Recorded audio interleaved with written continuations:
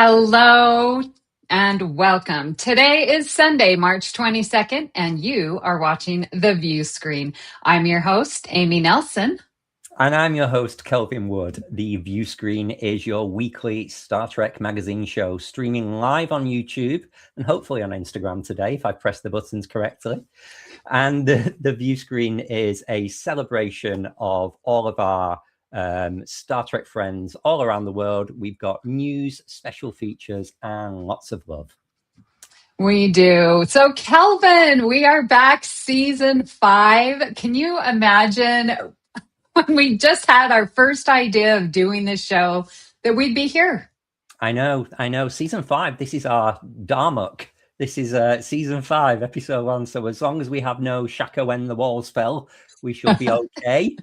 But it's really crept up on us this season. We're a little later starting. We usually have like a few episodes in now. So it seems like we've only just kind of down tools on all good things. But here we are. It is. Well, there were some issues and vacations planned. And so we are doing just a little truncated season of just 6 episodes. So every week for the next 6, well, I guess 5 after today. So join us. Absolutely. Yeah, we started running with 10 weeks and then our sweet spot is 8, but now season 5 is 6. It's like we're following the trends of Star Trek, getting shorter seasons. Right? So we're going to have protests on our hands, Amy.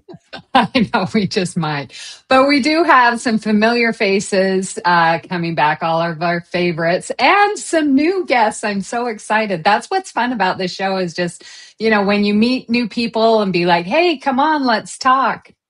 Absolutely. And thanks to everyone who is joining us live and watching us along on YouTube in the chat. Please make sure you do say hi in the chat and we're going to show as many comments as we can.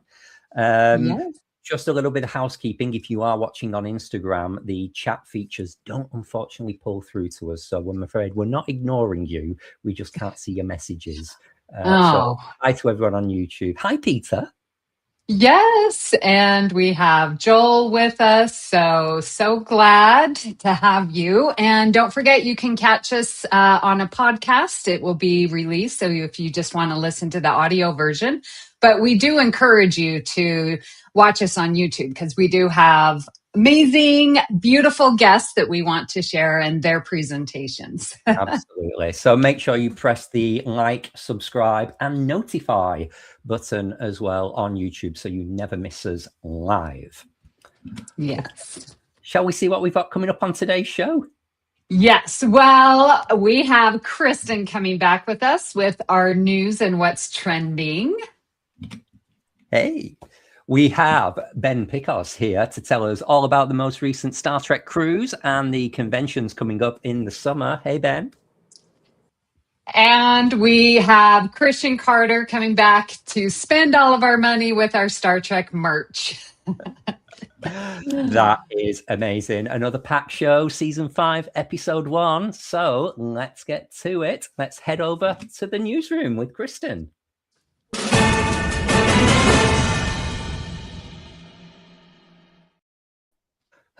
I've missed your jingle. Hello. How is everybody? Really good, really good. Well, I think we're maybe a little nervous. We've been spoiled by the luxury of all good things for the last how many weeks and months that we get to edit. And here we are, just the 3 of us having a chat, which we do most Sundays, but we're live to the world. I was actually talking to Justin about that last night, and I said, I kind of prefer the live. Interesting. I prefer just very organic, very off-the-cuff discussions, and I think our world has almost become too edited at times. And so I think the idea of not having editing allows for the true joy and chaos of life to thrive. I don't know. I like a bit of polish. Oh, hi, JJ. Oh, hugs and miss you too. Yes. So anyway, what have you got for us this week, Kristin? Yeah, let's jump straight into the news. So let's go in with a with our news. That's not mine, but that looks very interesting. There we go. Okay. 34th birthday today. To cause and effect. Technically, its birthday was yesterday. Fun fact for everybody, there is no Star Trek episode that has ever aired on March 22nd. Oh. There we go. Oh, wow. So I'm wondering, I'm trying to think, like, was spring break for us over here always sort of this time? Maybe it was March Madness and they decided not to compete. But there is a big late March gap in all of the series. So here we are. Well, Cause and Effect is my favorite ever episode of all of Star Trek. So I will point out they were in the temporal causality loop for 17 days. So There you go. It still counts today. We have just slightly over a 2-week time period. I didn't know this was your favorite episode ever. Yeah. It's so good. Perfect It is episode. so good. It is. I always think about Christos too, because of course it's Beverly heavy. He loves his Bev. Mhm. So, but yes. And I, of course, screaming the first time I saw it with Kelsey Grammer coming up, like, that's Frasier! Frasier! Yes. Oh, the teaser. Okay, so Peter, I'm going to go back and rewatch the teaser because I don't remember. You know, the 90s, one thing they really had was really good coming up next week previews, right? So we don't get that anymore because everything is just, here it is. But anyway, we have a couple other really big birthdays to go over too. And the first one is happy birthday to William Shatner himself. Wow. 95 today.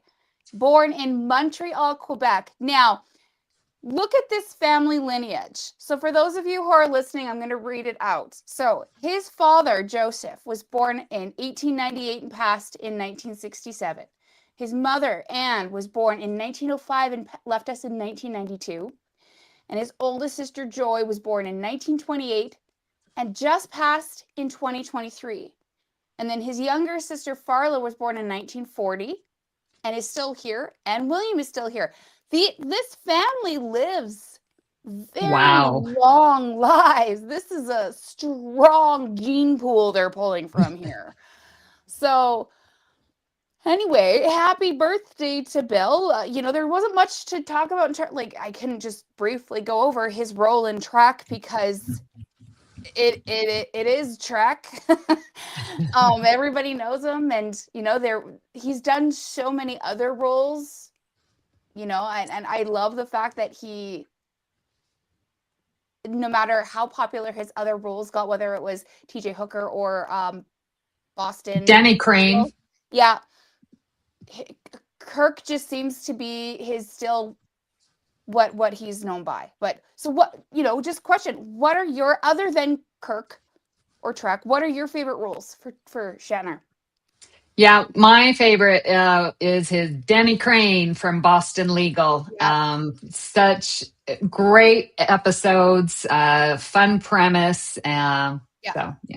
Awesome. Kelvin, how about you?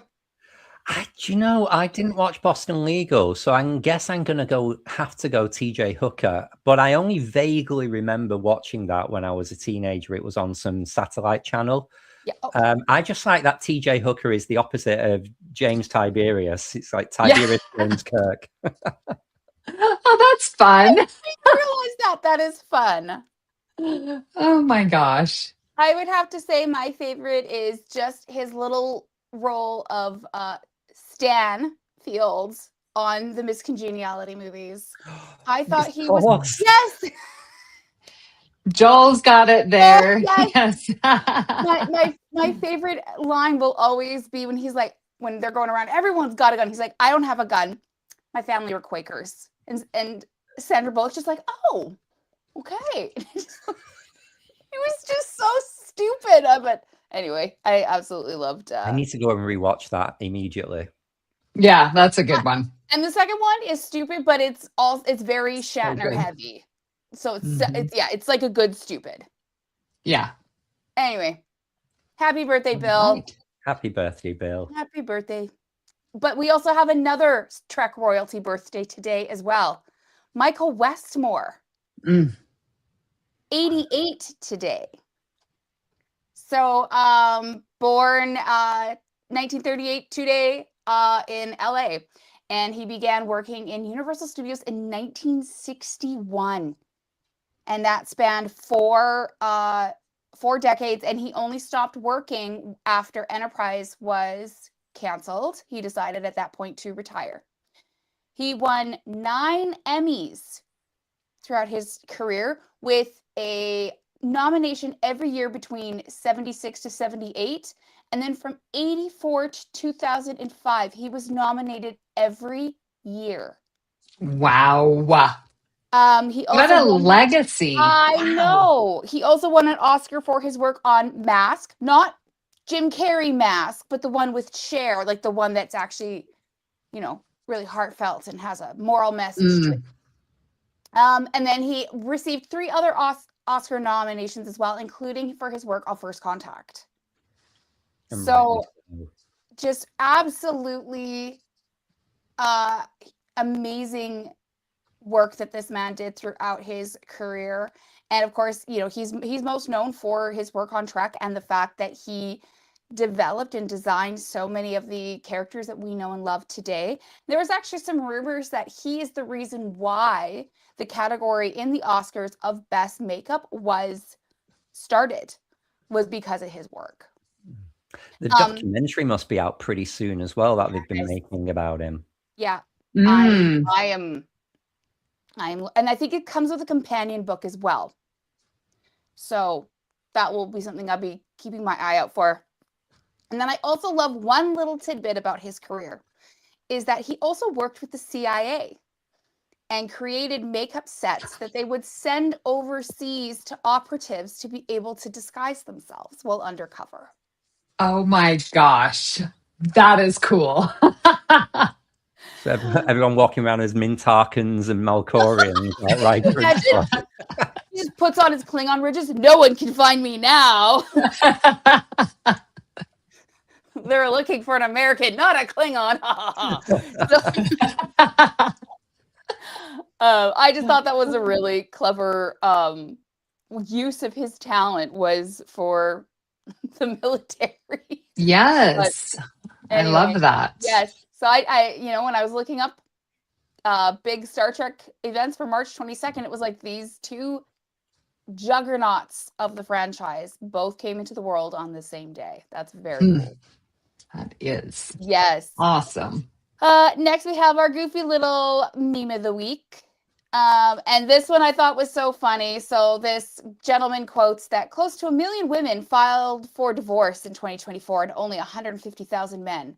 That's such a big difference. So looking at the numbers, men are the only ones trying to make the marriage work. Thinky face. And then one of my favorite online people, he's so funny on Instagram too, this one over here, said, "This is the worst misuse of data since Star Trek Nemesis." Brilliant. When I showed Justin just looks at me, he's like, "That's the one where he dies, right?" And I was like, "Yes." He's like, "That's hilarious." Spoiler alert for anyone who hasn't seen Star Trek Nemesis. Yeah. Don't worry, he comes back. Yeah, don't worry. It's all good. Yes. And then jumping into some news, with some actual news. So what do we know about Trek in 2026? Well, the one news line that was everywhere that is very, very sad is, for the first time in a decade, there is no new Trek actively in production. That's weird. That is kind of crazy. It does feel odd. Nothing's been greenlit. Everything that is going is not new. It's the Academy, and season 2's already done. No air date has been announced. And then the Strange New Worlds 4th season has been completed. It's been rumored to come out around the same time of the other seasons, so mid to late summer. And though Star Trek Year 1 has officially been pitched by the team from Strange New Worlds, nothing has yet to be greenlit for that. There is a lot of misinformation around that on the internet. There are a lot of clickbait posts saying it has been greenlit. Yeah. And it really hasn't. It has not. No. And plus, what are they going to just stretch a year out through a few seasons. Are we gonna like The Hobbit this into 3 unnecessary movies? Like, there's sometimes stories need to be told more concisely. And I find there's just so much desperation to just spread stuff out that they're watering down the actual story. I'd rather see this done as more of a limited series or a movie. I think a movie would be good. Yeah. Yeah. And just show that first year before TOS, when like TOS sort of picks up or whatever. But I can't see it being a series. There's not enough content without adding in a bunch of gobbledygook that I'm good. I don't need that. The one movie that is still being touted as most likely to go forward is from the Dungeons and Dragons duo Jonathan Goldstein and John Francis Daly. This is the only one that is still has any sort of backing behind it after the Skydance Paramount merger. But again, no details have been released. So, we also got Star Trek 4 is coming for how many years until it just wasn't coming, right? So until I actually see casting announcements and whatnot, I'm not getting my hopes up about anything. Except that the duo that they've picked for this have really good credits behind them. And they really seem to love the franchise of Star Trek. So I think that could make a good movie. But again, there's nothing there. Better than Quentin Tarantino would do anyway. I love some Tarantino though, and I kind of am that we would never see sort of an edgy Trek meets like Pulp Fiction kind of idea. I'm seeing the bar that Bones was in the beginning of Search for Spock and just how kind of like skeezy it was, or the one on Nimbus 3. Yeah. Being very Tarantino-esque, maybe a little dance number. I don't know, shooting adrenaline into someone's heart. If it's a Klingon, make sure you have 2 because they got 2 hearts. There's just so many different. Yeah. Anyway, but no, the Tarantino one has very much been that rumor has been disbanded. So, but the good news about all this is apparently Trek is being prioritized by Paramount Skydance because they're seeing the momentum behind it. They're seeing the fandom is still there. People still want to explore this universe. So it's not an if more Trek comes out, it's when, which is good. Quality that we'll see, that is definitely TBD. We've seen some really great Trek recently. We've seen some really bad Trek recently. So it's, what it looks like is the unknown, but that's exciting. And yeah, if we don't like it, we can always just go rewatch. We have a our few classics. We have our favorites that we can always go back for, like a palate cleanser. Moving on in the news, we have Tig Notaro received an Oscar nomination. So, serving as both visionary and producer, Notaro received a nomination for the 2026 documentary Come See Me in the Good Light.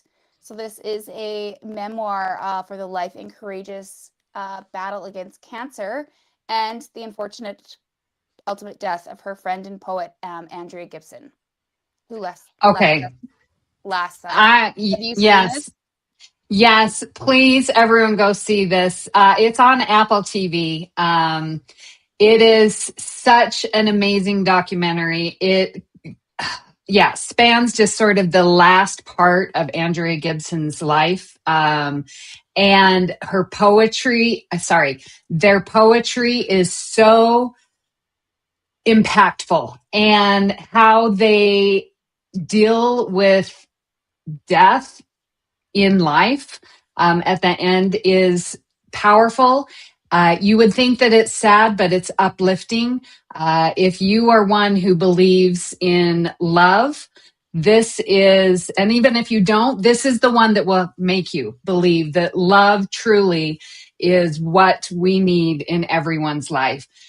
Please. It is a beautiful, beautiful documentary. And I'm so glad that Tig was nominated. She was talking a lot about it on her podcast. So just congratulations to her for that. I'm always interested when I hear about certain movies that were so impactful for people, and then, you know, unfortunately, obviously, Tig did not win the Oscar. So then my question is, who did win, and how good was it? And was it the fact that this was a non-binary person and done by, you know, sort of a way of representing and celebrating the LGBTQ community that people didn't want to see win? I don't know. I always go for straight conspiracy theorists there, because, you know, it sounds as though it would be hard pressed to find a documentary that would beat this one. But yeah. Anyway, I might on my break I might go look and see who actually won the category. A nomination is a nomination, though. Still nothing to It is. dismiss that. It still gets your name out there. I wanted to get a picture of Tig on the red carpet, and the fabulous white tuxedo jacket. But all the images out there had really bad watermarks, so I didn't want to have a tacky watermarked photo. So anyway, if you follow Tig on Instagram, she's so funny. She's like, I was told I was the best dress, and just totally went on her comedy shtick. It was so great. But she did look fabulous on the red carpet with her wife, Stephanie. Yeah.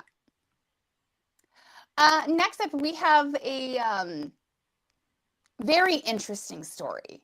So this gentleman here, this is the founder of X Prize, which is Peter Diamandis.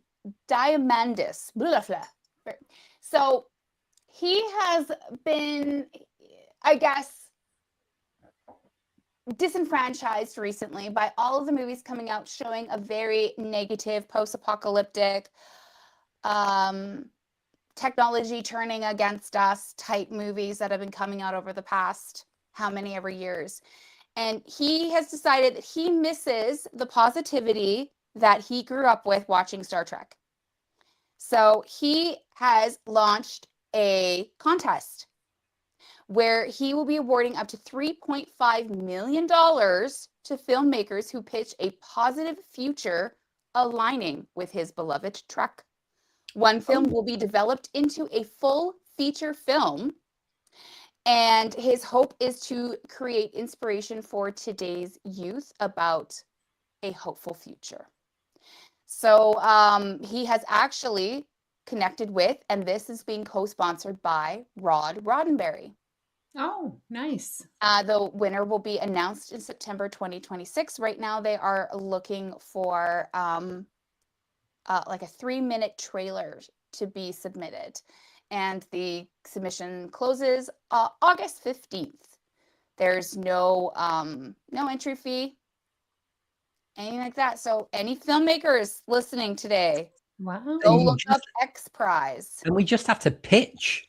It doesn't have to be. It's a 3-minute trailer. Okay. So So there it's not has to just be the idea for a film. well, it's an idea, but also like they're not expecting a finished product by any means. Right.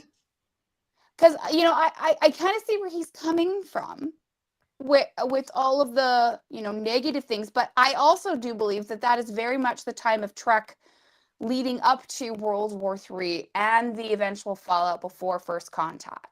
Mm-hmm. Like for anybody who wants to watch, I don't know who has watched the new Running Man, is actually really well done. The naysayers can just it's a very interesting commentary on our obsession with reality television. But you know, I'm watching this, I'm like, this is exactly what life would have been like before First Contact, between like our life here and leading up to the World War, would have been this sort of discontentment. So anyway, so this guy loves what he grew up with so much that he's putting his money where his mouth is. So I am going to be very interested in seeing what comes out of this. Yeah. Obviously, it's probably not going to be Star Trek, because no layperson would be able to pay for those rights. But yeah. How interesting. Yeah. So this will be something we'll be keeping. I can keep my eye on and see what else comes out. And then lastly, we have the most hilarious nod to Trek's 60th was The Masked Singer. I have never seen an episode of the show. The fact that it has lasted longer than like Lower Decks or Discovery is I'm like, what are we watching? What are we really? Anyway, but they decided to do a shout out to Trek for its 60th. And so all of the judges dressed up. We had, I don't even know their names. One of them is Janice. One was, of course, 7 of 9. And then Buddy was Spock. You can tell he's waited his whole life for this moment. Yes. He was very in character. Yes. He was ready to be Spock on TV, and he was living his best moment. Not pictured here was the other guy, Robin Thicke, who went as Pike. Pike, yeah. But I don't really like Robin, so I didn't take a picture with him. Well, I do love The Masked Singer. We always watch it, but the UK version. Really? Oh, okay. Rita Ora used to be a judge on the UK version, but she's jumped ship over to the US now. But she looks amazing as 7 of 9. She was a killer 7, like killer 7 of 9. Yeah. And I also I do enjoy the left field Janice Rand cosplay. Like that's not who I would have expected. Like that's a very niche character that not many people know about. I think they could have done more bouffant with her hair though. There's no weaving of her hair. Right. Those bees have got nowhere to go in that beehive. So anyway, I guess they transformed the whole stage to look like a starship, and all of the songs were space themed. So it was pretty cute, really random, and the camp is cranked right up, which I appreciate. So our friend Giraffe over on Strange New Pod was in the audience, so she did a lot of content filming. So head over to her Instagram, and it's a treat. Awesome. Cool. Well, thank you so much, Kristin, for coming back for season 5 and for sharing all this amazing, great news. I hope people will actually submit a story. That's very intriguing. I know. Should we bring in Ben and Christian and see what they think about the news? Yeah. Kristin, you said there wasn't a lot of news going on this week. That was a great packed schedule. Well, the other things came out later in the week. That's the problem with doing the news sometimes is Monday, Tuesday is not always really interesting. And then later in the week, I'm like, here we go. All right. Yeah. So, yeah, Ben, anything stick out in the news there? How are you feeling? How did 7 of 9 cosplay with Rita Ora? Oh, my God. Resonate with you? I had to look it up just now, and she looks great. They seem to have dug into the vault and got some screen accurate prosthetics. Even the costume, the boning underneath is exactly as it appeared on screen. This is not like, oh, we're gonna put somebody in a red shirt and call them Scotty or something. This is she looks really, really great. Mm-hmm. That's what they kind of did with Robin with the yellow shirt, and then they kind of like poofed his hair up a little bit. I was like, no, that's not enough. No, to call himself Pike? No. No. Get out of here. Get out of here. Little poof does not make a Pike. No, she looked great. Yeah, she did. Yeah. But How about you, Christian? Anything in the news there for you? Does anybody have a story idea they might submit to that competition?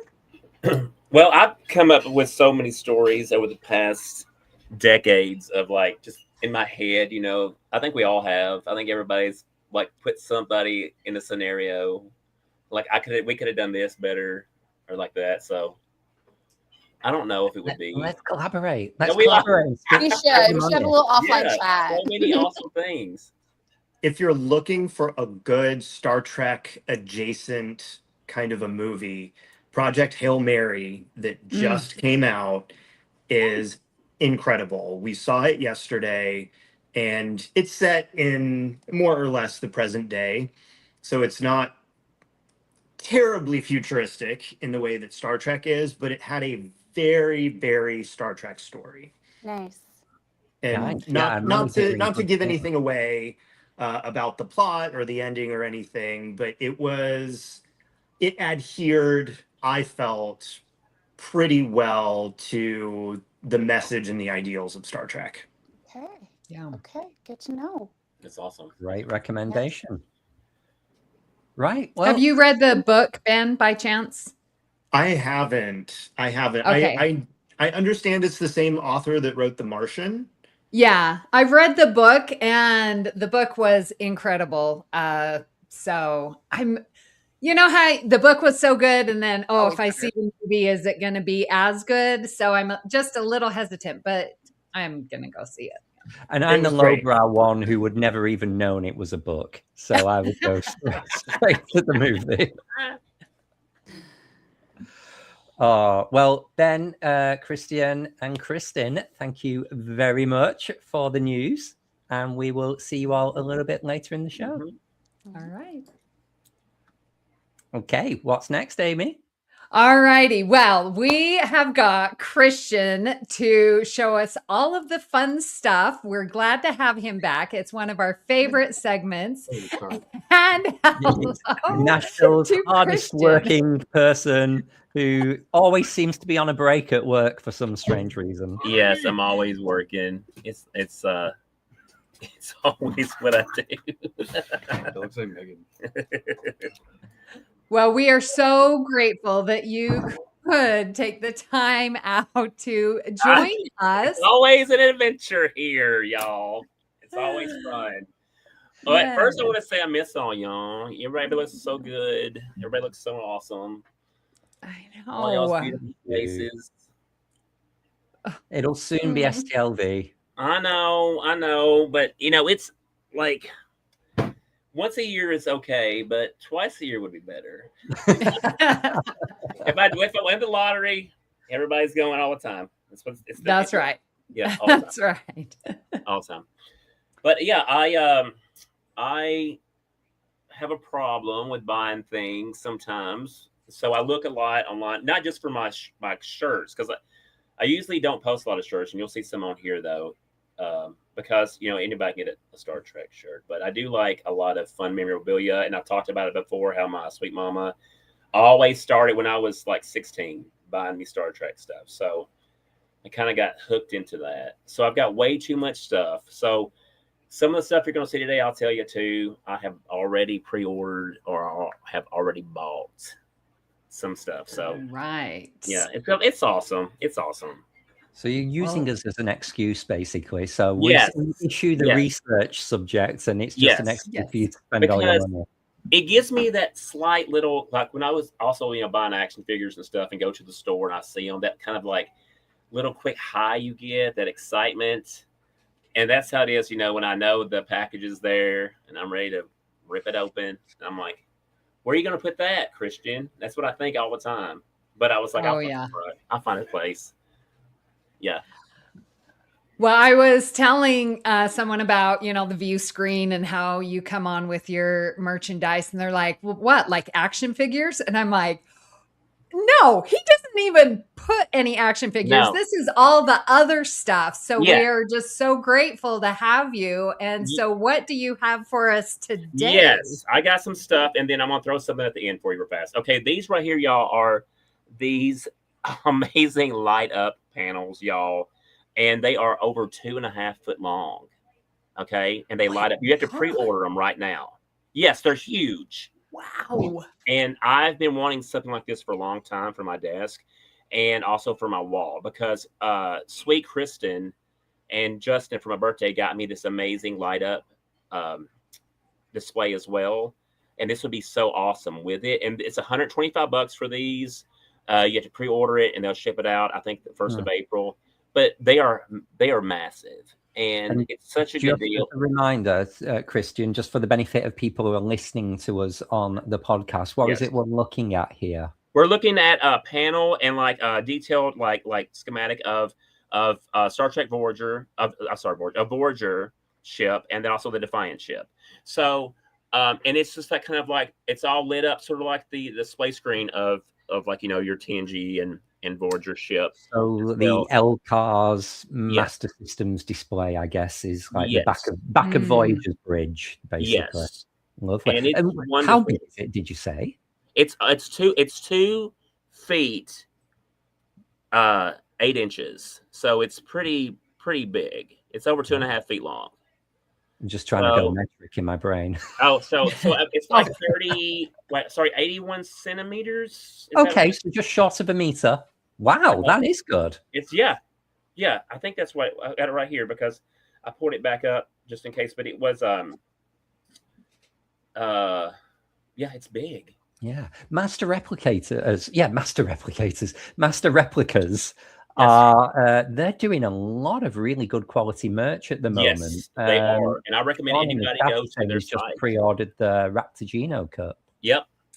Yeah, and I got their tea Earl Grey with the glass cups, and I ordered those, and great. I enjoy it. So they're coming out with a lot of unique and interesting things. They are, and they also have that decanter set on there right now that I got Kelvin and James for like half the price than what it was before. And and so I'm kind of tempted to get that myself. Oh my gosh, I absolutely love it. It's really cool. It's really cool. But so I pre-ordered the Defiant one, so it hopefully will be in soon. Which I very nice. But that's why I put that on there. Buy it. And maybe I can put it on next time and show you what it looks like when it comes in. All right. Well, you'll have to put it up at work. I know, y'all. Terrible. It's terrible. Next. Okay, what we got next, guys? Okay, so these are from the Bradford Exchange, and they have some like unique things. And I put these on here because I really liked this little pin set because it has all these wonderful ships on it. I mean, it's not my absolute favorite thing, but I thought it was unique and awesome because you got every single kind of ship that you kind of want in one little display. And I think that's really awesome. And those pins. And it's so, I mean, I'm not really a fan of the gold, but I do think it's an awesome display piece that would look good in somebody's room or office with all their other stuff. I think it would be really cool. It's quite reminiscent of the Enterprise D conference room with the gold chips on the back, but clearly this is arranged inside of a Delta. Yes. And I can even see a little DS9 there as well. Yes. Yeah. I love it. I do. It's right at the bottom. There it is. And the Phoenix. Yeah. I mean, that's awesome. And there's a Protostar, I think, in there too, right? Ooh. At the bottom, is that right? Am I wrong saying that? I might be wrong. Wait a minute. Where am I looking at? It looks about right. It looks right shape. We need Starfleet Academy, the Athena. Yeah. That's awesome. That is pretty cool. I like that. And the other thing that I have is this like, okay, so it's like I have a lot of those countdown to Christmas blogs. Advent calendar. Those Advent calendar type of things. And this kind of reminded me of that in a small way, but I've never seen one with Star Trek before.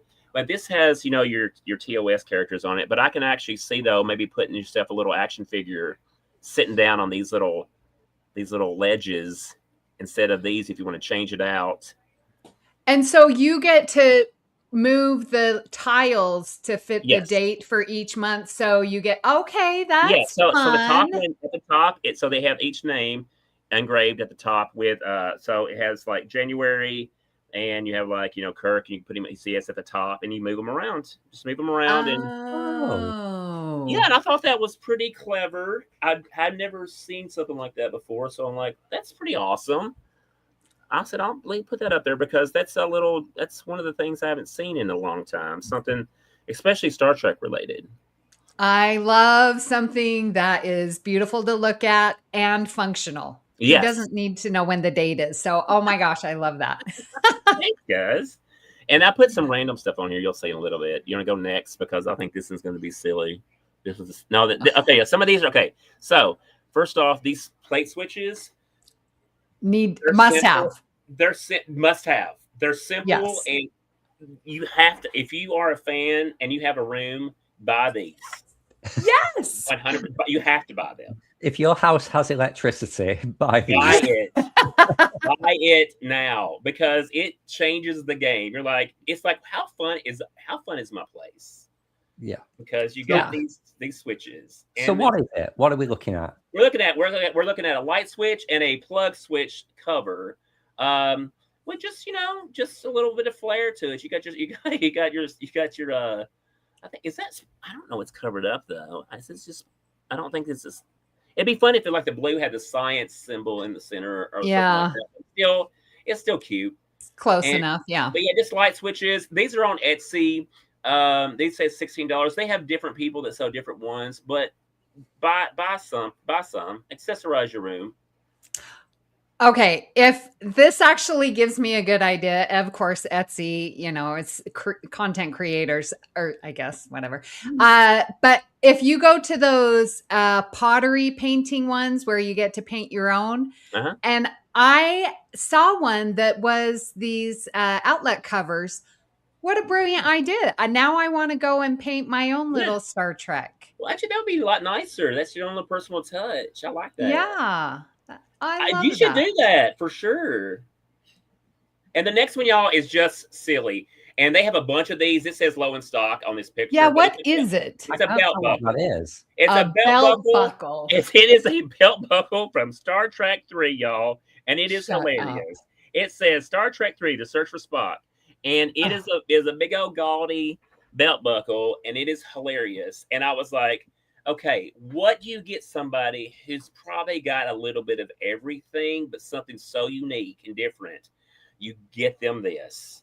And it is a Star Trek 3 belt buckle. Because I can guarantee you're going to have only a few people that is going to be having this or wearing this. Mm-hmm. I wear a Star Trek belt pretty much every day. Because I've lost a bit of weight over the last couple of years, so I've not rebought a load of belts that with the notches.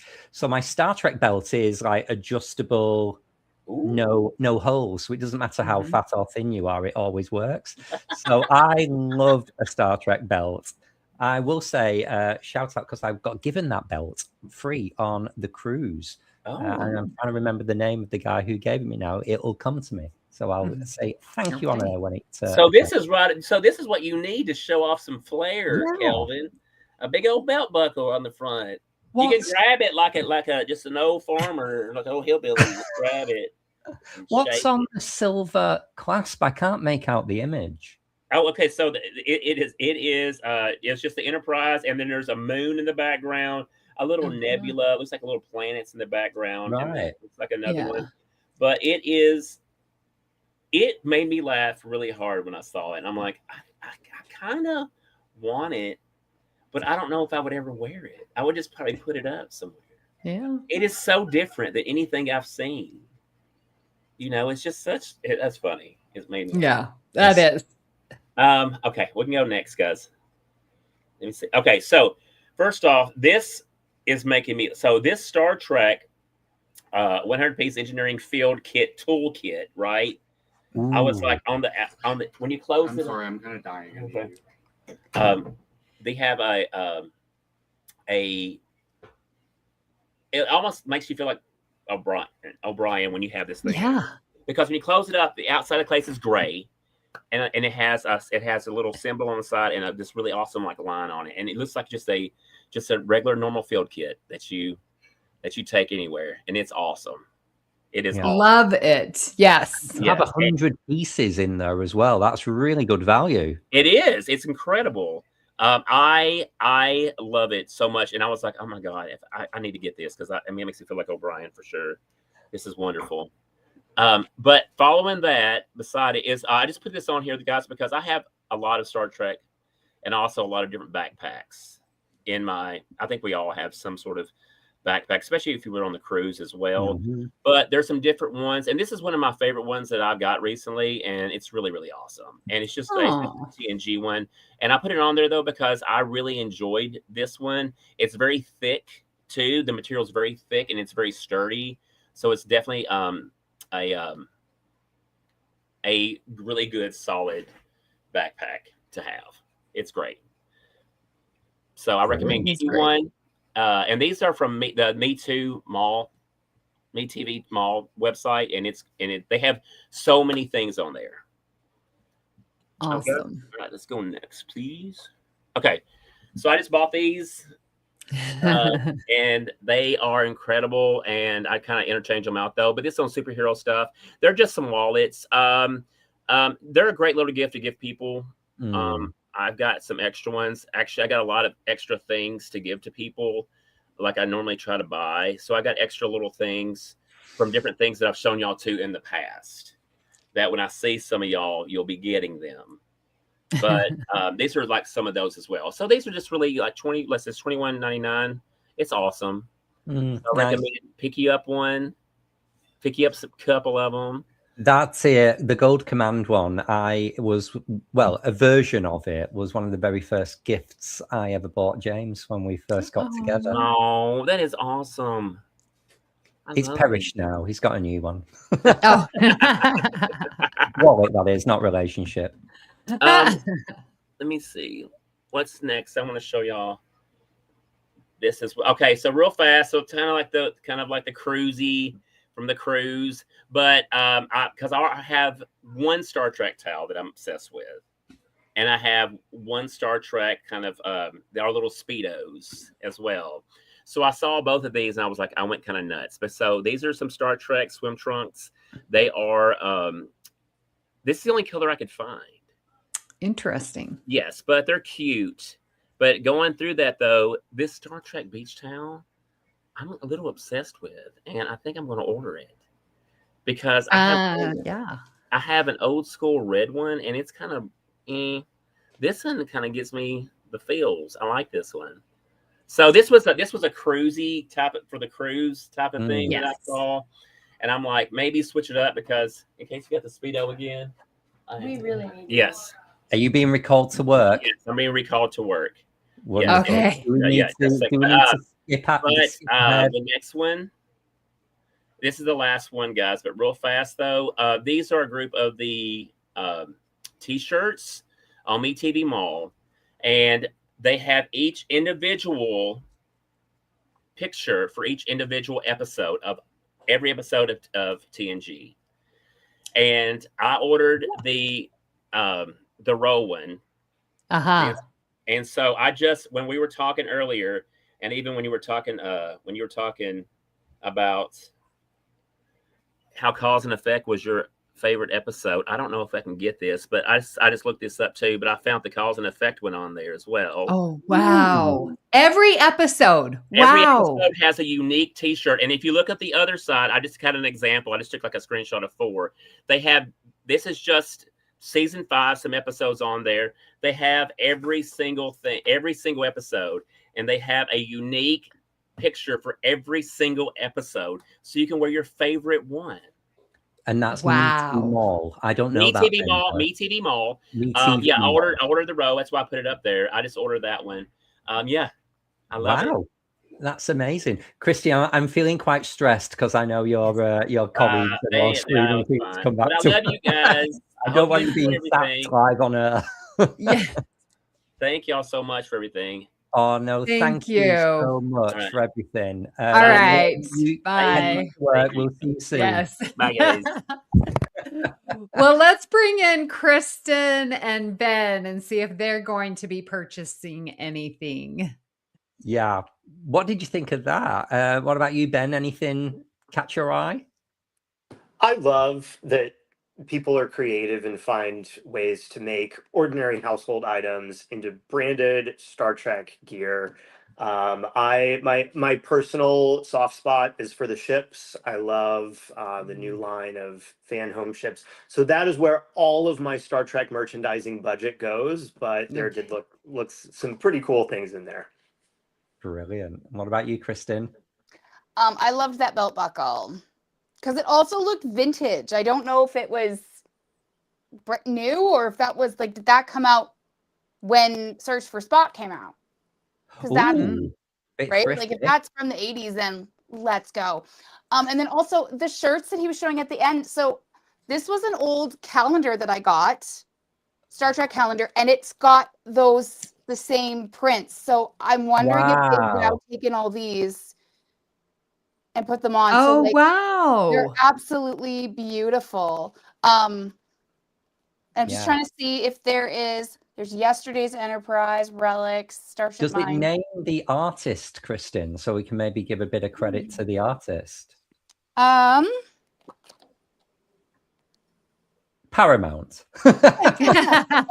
All posters by Juan Ortiz, Juan Ortiz. Brilliant. So trademark of 2019. And what year was this? So maybe there'll be that person will have an Instagram account with them on that we can have a look through. But they look beautiful. Yeah, because he showed that he bought the row. So so what I want to do is I want to actually, because lovely design too is, so it's just the real simple calendar at the bottom and it's actually perforated. So this just breaks off. And it breaks off at the top. So it comes off as a poster that you just frame. Oh, what a great. So I just need to find a bunch of posters and then I can, or a bunch of frames. And then, I'm going to make a bunch of posters for them. My favorite is, hold on, where is it? The inner light one. Nice. Oh, nice. Yeah. So anyway, when I saw those, I was like, hey, that's my calendar. I love to see them on t-shirts now. Yeah. Well, we have Peter in the chat who says Juan Ortiz created art for each episode of TOS and TNG. Wow. And publishes coffee table books. I remember he was, you know how they had Kavita for the main artist of STLV? This was Juan Ortiz was the artist for STLV one year. And I did buy one of the TNG books. So Peter, thank you for reminding me. Yeah, he was a featured artist. Yeah. Brilliant. Thanks, Peter. Right. Well, okay. We can't invite Kristin to tell us anymore because he's had to go serving the drinks. It's 10 deep at the bar. He's got lots of hen knights who need the bottomless Prosecco. So thank you again to Kristin for taking some time out. Thanks, Ben. Thanks, Kristin. And we are going to be back after a very quick break. What's happening on BQN, you ask? Let's chart the Star Trek cosmos with all good things. Embark on a comprehensive journey through the entire Star Trek universe with the insightful crew of Amy, Christos, Kelvin, and Kristin. Galaxy class, engage! Stephen and Stefan pilots this Alpha Quadrant mission, meticulously covering all aspects of Star Trek: The Next Generation. Infinite diversity. Stay current with the newest Star Trek frontiers alongside Chrissy and Thad. Union Federation. Whether your allegiance lies with Starfleet or the Planetary Union, Kyle, Kevin, Amy, and Haley offer a unified front, discussing both current Star Trek and the truly Trek at heart, the Orville. Crack open that book with Peter and the Trek Book Club podcast. Delve into a rich tapestry of Star Trek's beta canon. What's the tea, Bev? Christo spills the latest Trek news and fandom insights with an essential LGBTQIA+ perspective, complete with engaging guest interviews. Our visual voyages that you can find on YouTube as well as podcasts are Trek Masters. Think you're a Starfleet Academy graduate? Test your knowledge with Davey and MC's challenging Star Trek quiz show. And the Viewscreen. Tune in live on Sundays for your dose of a Trek-inspired talk show. Kelvin and Amy host new 8-week seasons each spring and fall. But beyond the final frontier, we have Bargain Bin Gamer. Davey and Mitch, your self-proclaimed gamer guides, lead you to digital treasures, unearthing and reviewing the most affordable video game gems. Cinema Z. Grab your metaphorical popcorn for Mark and Matt's cinematic deep dives, unearthing overlooked films that demand your attention. History with the Zalogis. In order to never repeat it, tune in as Chrissy and Jason deliver bite-sized snippets of historical events from around the globe. You can unlock deeper levels of engagement with our exclusive patron perks. The Hive Mind is where you can join our random script readings, live reaction shows, and roundtable discussions. We appreciate you choosing BQN to fill your auditory needs. Thank you for listening.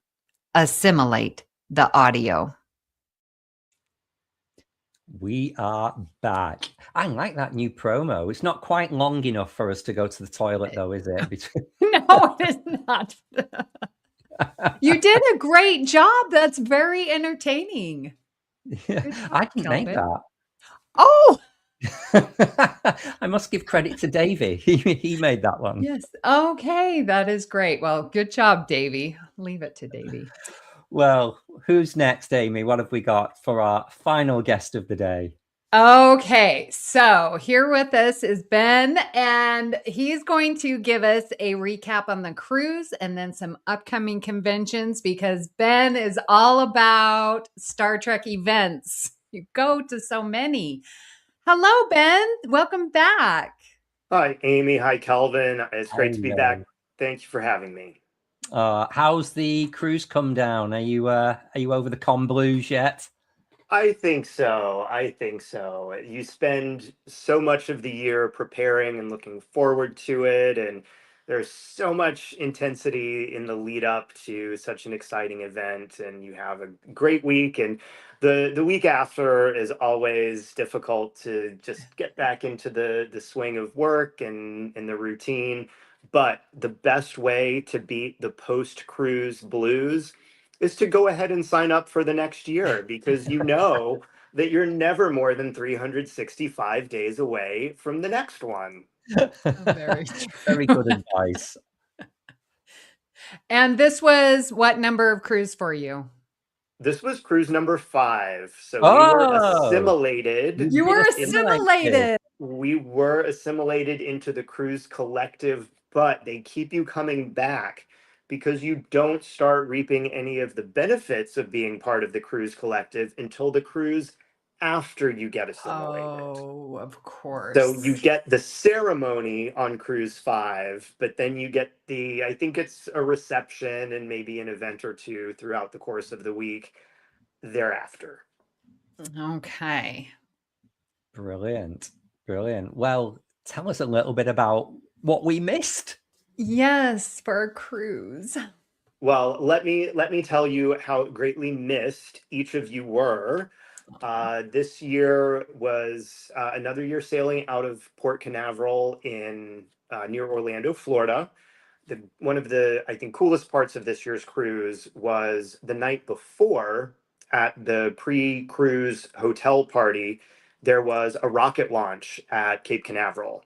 And this is terrible. I don't remember the name of the rocket, but it was nighttime and just absolutely spectacular to see to see it light up the clouds and to hear the boom and to watch it. You could see the boosters fall off.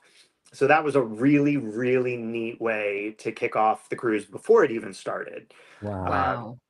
But it was a nice itinerary this time. We visited some places that you'll see a few slides from now, but for the first time it visited Coco Cay, which is Royal Caribbean's private island.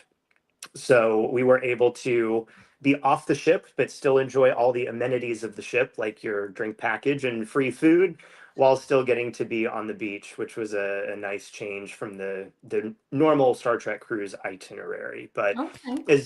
as you can see from the slides on the screen, the costuming is one of the most spectacular parts of the cruise.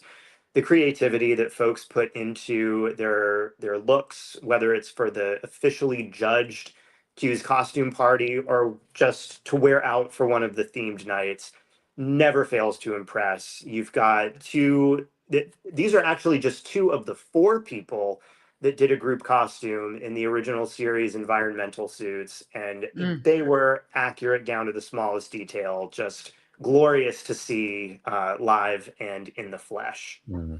Not to confuse anyone with Ronnie, who stood there dressed as a Cyberman from Doctor Who. You know, the silver theme just worked. Yes, it did. It begged for them to take a photo together. So I was glad I was able to capture this cross-franchise moment in just walking past. But the entertainment was spectacular this year as well. The slide on the left shows a lot of the cast assembled on the main stage during one of the variety shows that they put on.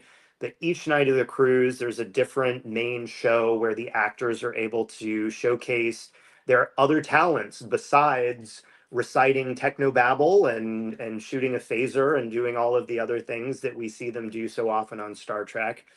Anthony Rapp sang again this year.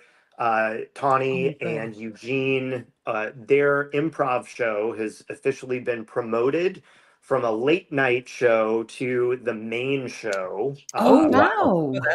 They did. So that was side-splittingly funny as always, and it's great to see just how many folks can do other things. This year, Zoe Steiner, who plays Tarima on Starfleet Academy, she played I forget exactly what it was called. It was sort of like an omnichord type instrument, sort of like an electronic auto harp. And she sang "If You're Going to San Francisco" during one of the shows. The song was featured in the premiere episode of Starfleet Academy as performed by Rufus Wainwright there. But she performed it live. Noelle Wells, who plays Tendi in Lower Decks, she also sang and played the guitar. So it's always fun to see what other things or what other talents the stars that we know so well have up their sleeves. Ben, did the interstellar improv happen again? The Denise Crosby voice dubbing over a classic TOS episode. That's always my favorite. Of course it did. And it was especially good this year. What was the episode? Can you remember? The episode was Where No Man Has Gone Before.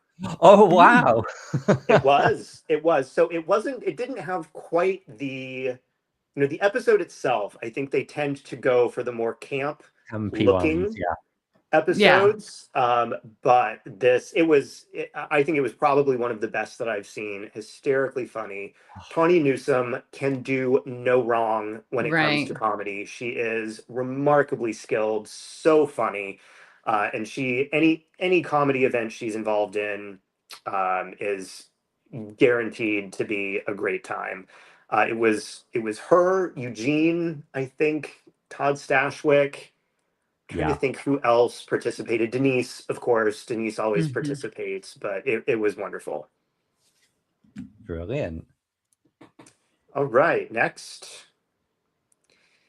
We also had a great assortment of guests on this year's cruise. You see in the slide on the left, I'm pictured there with Sean Farrick, who, while he is well known in the fandom, he did attend as a guest, but it's still wonderful to be able to see folks who are prominent in the fandom there.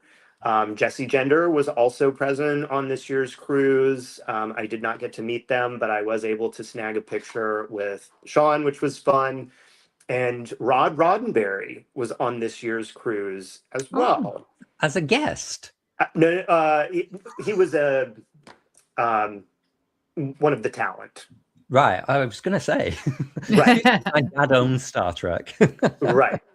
So he was an advertised part of the cruise, right. But he was extremely approachable. He was out lounging by the pool during the day. He was out, enjoying himself in the evening. I got some time in the swimming pool of all places to get to connect with him. We probably spent 10-15 minutes talking one-on-one. Nice. And so many of the actors are understandably more guarded when it comes to their interactions. You see them at the officially scheduled events, but not all of them are comfortable just being out and about interacting with folks in an organic way.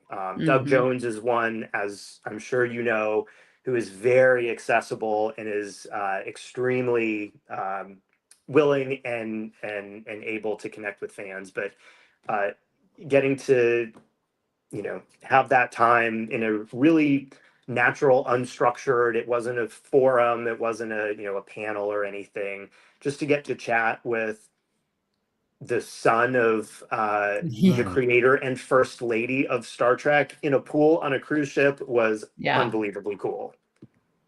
So amazing. And moving to the picture on the left, this year's theme was celebrating the 60-year anniversary of the franchise. So there were a lot of TOS-themed events and costumes. One of the nights was Holo Program 66. So whether you wore your original series outfit or you had a flower power costume in your closet from a 60s party you've been to before, you saw a big spectrum of looks, and it was nice to see that continuity of theming throughout the cruise. Yeah, really nice for the 60th. Agreed. Okay, next. And proof that we do actually go to great places on the ship and we don't just park off the shore in Florida. This is in San Juan, Puerto Rico, which was one of our 3 ports this year. In the background, you see the famous fort that defended San Juan during colonial times. San Juan itself was absolutely beautiful, vibrant sights and culture and food and drink, and where the ship docks, easily walkable into the city center. So some cruise ports, you have to take a taxi or a shuttle to get from the dock to anything remarkable. And so San Juan was a fantastic port. The other one, in addition to Coco Cay, was Puerto Plata in the Dominican Republic, where we also had a nice time having some food and sipping margaritas in the sun in February, which for us in Florida, not as big a deal, but particularly for folks who are coming down from up north, that's a wonderful break from the winter blues. And I haven't been warm for 7 months. I've been cold every day for 7 months now. It's not it sounds like you're due for a trip to sunny Spain, Kelvin. I am next Saturday, in fact. Wonderful. I hope the time goes quickly for you. All right, next. I thought the theming on this year's cruise was particularly good. The photo on the left, that's from the inside of one of the turbo lifts on the ship. And they always decorate the insides of them, but I've never seen them turn the cruise ship itself into an LCARS Master Systems display like that. That's cool. Really, really neat way to bring the sense of realism into the cruise, the sense that you're actually there in the Star Trek world on the cruise.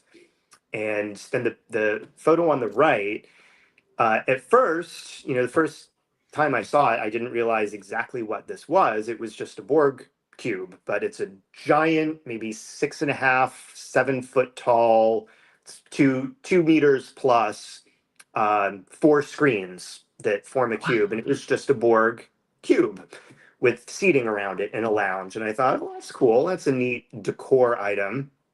Only to realize later that they played Borg episodes and movies on it round the clock, 24 hours a day. Wow. And it not only was it a visually impressive sight, but it gave folks a place to congregate. And at any time, early morning, late night, you would have people occupying all the chairs in 360 degrees around this cube because there were screens on all four sides, watching Borg episode after movie. And it was a really nice touch. And how many of them were they just in the bars, or where were they located? There was just one. It was in each of the ships. The layout is a little bit different, but if you think back to the Bolero's lounge on previous cruises, lounge. It was across the atrium from the Bolero's lounge. Okay. Right. Okay. Yeah. Yeah, but I thought that was a new thing that they've never done on the cruise before, and I was wondering, because the charter company ECP does the 80s themed cruise immediately after ours, if they were going to turn it maybe into a Rubik's Cube for the 80s cruise. Oh yes, perfect. Sense. Yep. All right, next.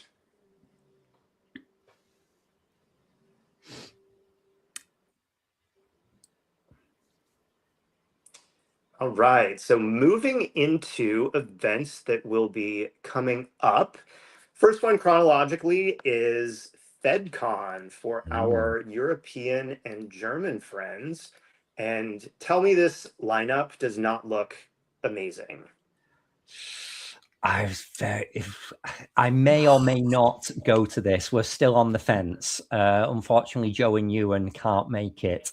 If they can, or if they could have, we would have been there like a shot.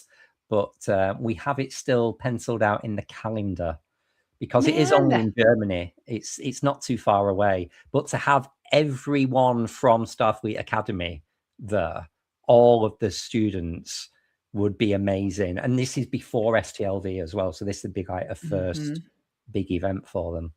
May 22nd to the 24th in Bonn, Germany. And I love that there is such strong representation from the new shows. You've got Tim Russ representing the legacy shows and the legacy actors, but seeing the newer faces to the franchise really getting their flowers and being able to be featured and attend these conventions together, I think is great.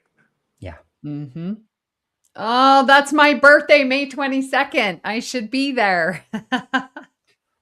Why not? Well, looks like a fantastic event. Anybody who is able to go, FedCon Bonn, Germany, May 22nd to 24th, report back. Let us know how it was, because I do know several UK Trekkies who have been to FedCon in Germany before and say it is amazing. So lineup aside, the actual con is a great one to do. So yeah, even if I don't make it, shout out to the con itself because it is very well put together. Awesome. Wonderful. All right, moving along. Our next chronological event is on the other side of the Atlantic in Ticonderoga, New York. This is the original series set tour.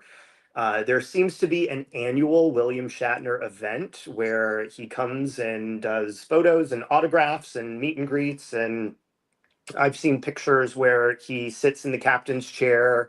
The attendees fill in the space on the bridge around him, and it's sort of Q&A story time with William Shatner about his recollections of what it was like to be on the set back in the day, and what a cool experience to be on the bridge of the original Enterprise with Captain Kirk.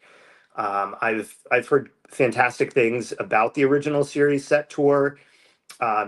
Getting there can be a little more out of the way than some of the other destinations for the conventions. Ticonderoga, New York is not exactly next door to any of the major airports, but well worth the journey for folks who really want an immersive experience and see exactly what it looked like to be on the sets in the 60s. You've been, haven't you, Amy? Yes, I went with Stephen King of Galaxy Class. And yeah, the drive up there is gorgeous. Beautiful country, lakes, trees, forests, everything. But then the set tour is really amazing. And I'm waiting because they're working on the TNG D. set. Nice. So when that happens, I'm going to go back again. But yeah, William Shatner loves going to the original series set tour. He loves it. So Well, imagine trying to remember stuff from 60 years ago. Tell us about that day you had him work 60 years ago. He's been talking about it for 50 years. He knows all the stories.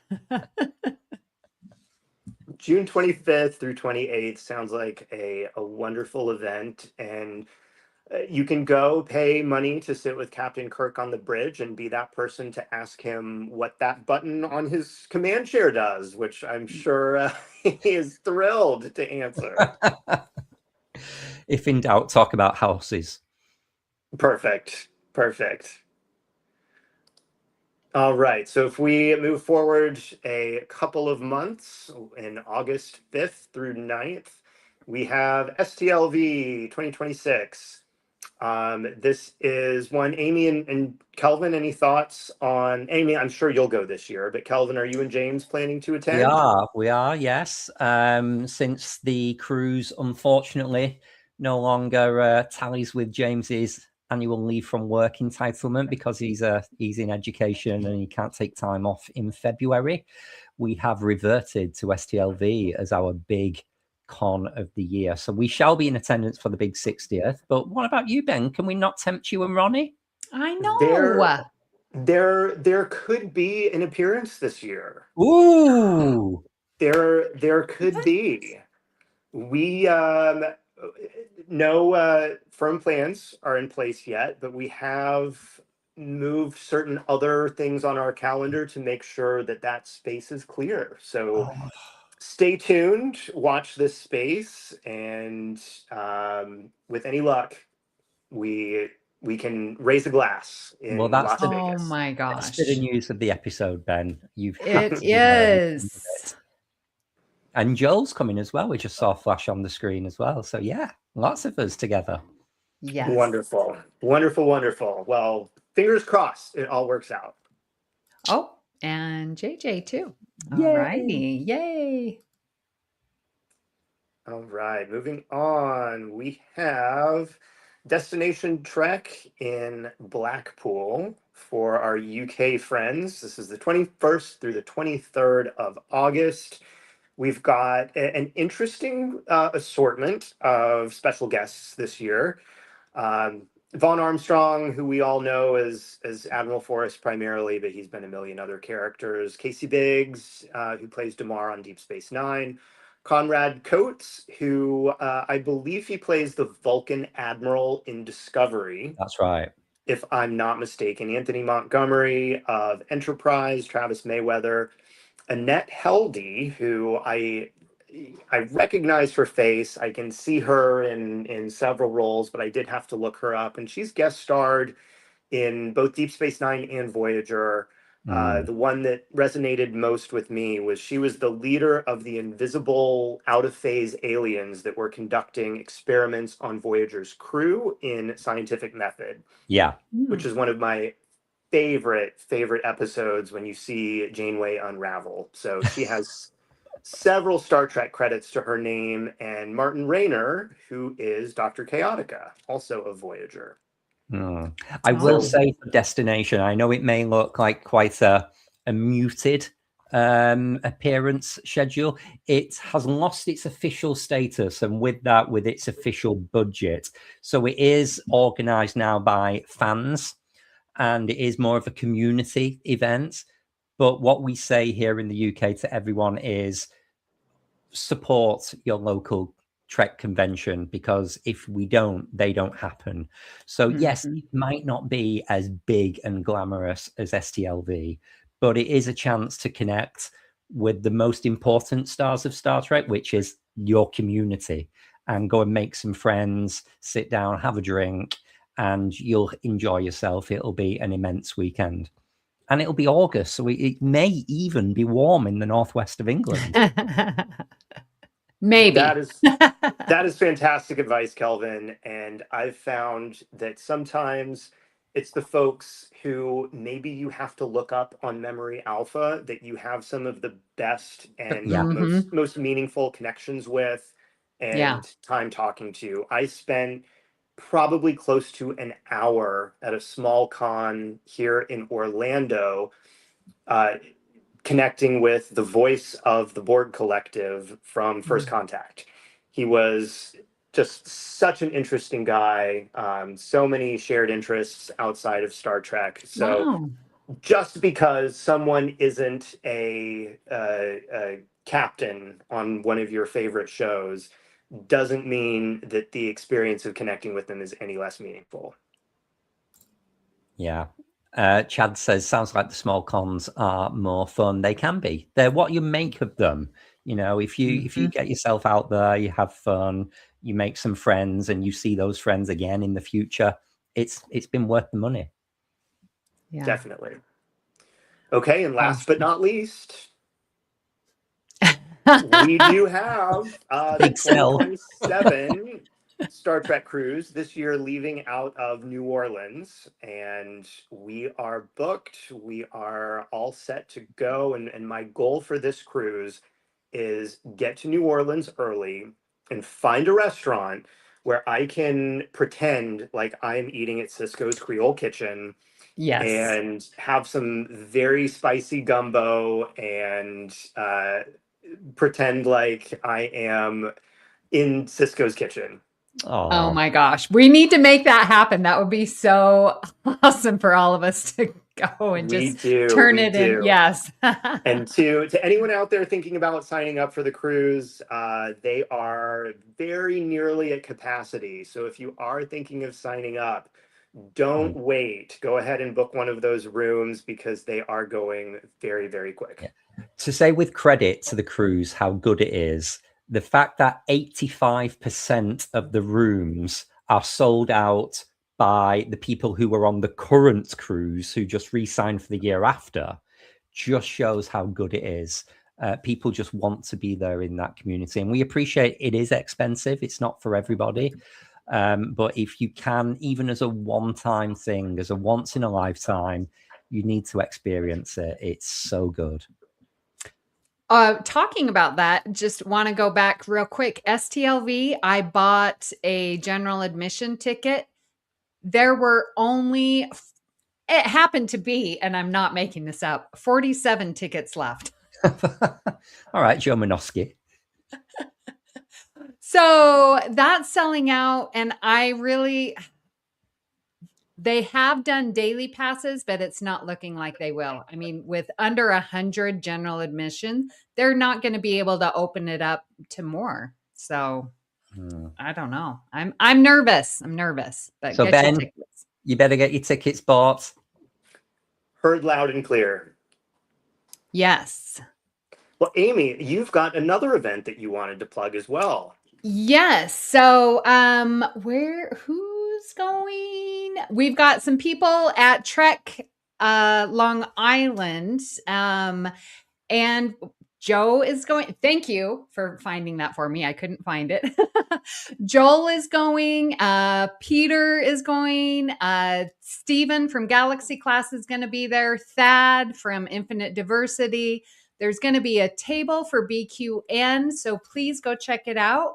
There will be giveaways. Our Viewscreen Pride badges will be there. So if you're there, go pick up a pin and some other giveaways that Thad has at the table.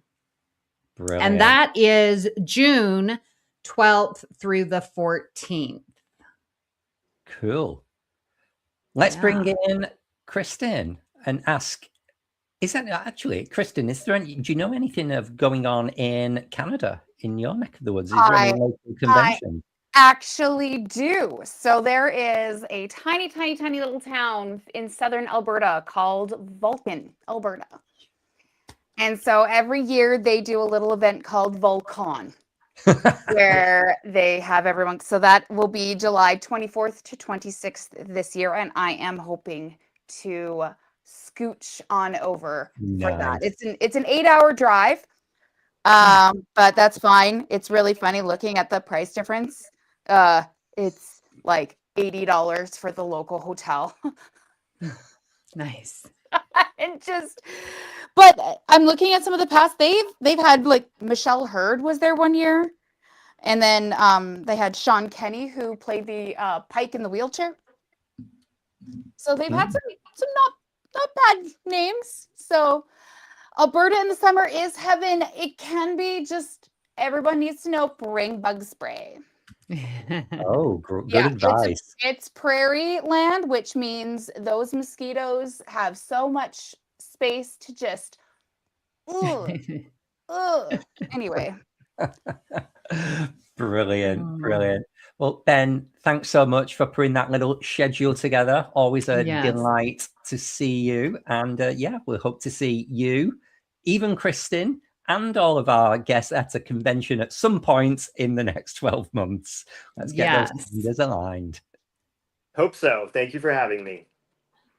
Okay, while we've got you guys on the screen, sorry, if we could just bring Ben and Kristin back.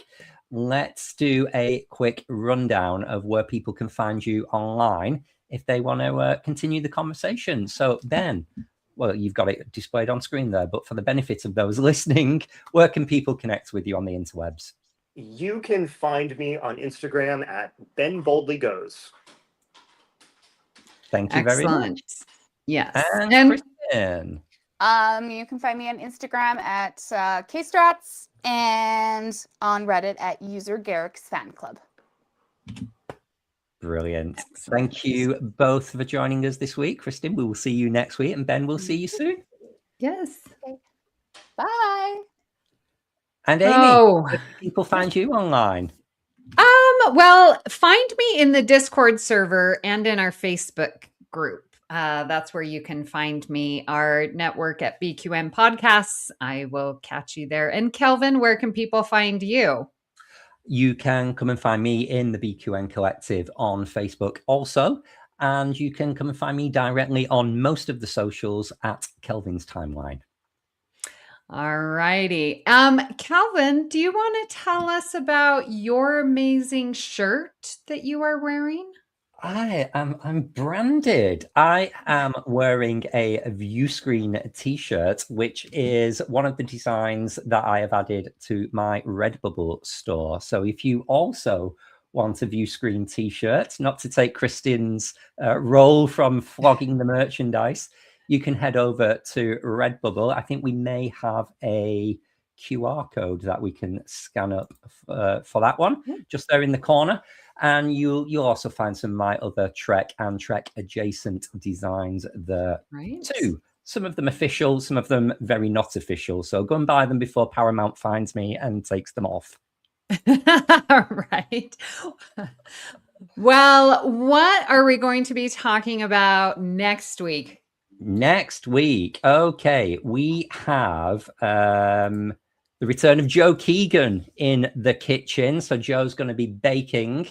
And we're also very, very excited that you all get to meet Justin, who is Kristin's husband. So it's our Justin and Joe special next week. Yay. Oh my gosh, I cannot wait for that. It was just so wonderful getting to know Justin last summer. So excited to have him join us next week. All being well, I shall be joining you from Gran Canaria, which is a Spanish-owned island. For those of you who don't know where the Canary Islands are, near the coast of Africa. I'm taking all my kits with me, so I should be able to live stream. I'm just hoping the hotel Wi-Fi is good enough for us to present. But I'm looking forward to taking you on holiday with me. Yes, very good. It's making me nervous. What if it doesn't work out? Well, we'd like to thank our guests again for coming on and sharing their amazing passion for Star Trek. Thank you to Kristin for doing our news, our behind the scenes crew of David and Kit. Really could not do the show without you, and thankful that you are coming back to help us again for our season 5. Very grateful. And we would love to know what you thought of today's episode. And there is lots of ways you can do that. You can join our Facebook group, the BQN Collective, or you can join our Discord server also. And you can find BQN as direct feed on Bluesky to continue the discussion over there. You can find all the links and the invite codes and stuff in the show notes. Absolutely. And a huge shout out to our Patreon members for your ongoing support. You'll never hear a commercial on BQN. And if you would like to help us continue that, please join us at patreon.com/BQN. And if becoming a patron isn't your thing, please remember you can still show some love and support our little shows by just talking about it with your friends, getting the word out there, commenting, liking, sharing our social posts. Yes, a huge thank you to JJ Seastrom, our associate producer, the one who made our Pride badges. You can get it at Trek Long Island. If you'd like to become associate producer, again, join us at patreon.com/BQN. Thank you again to all of our guests today, our online viewers, and to those rewatching and re-listening to us as a podcast. Yes, now we will be back next week, but a different time for our UK viewers. Please note 5 p.m. 5 p.m. Yes. And for us in the US, our regular time of 9 a.m. Pacific, noon Eastern. But for now, it's time to end transmission. Thanks, everyone. See you next week.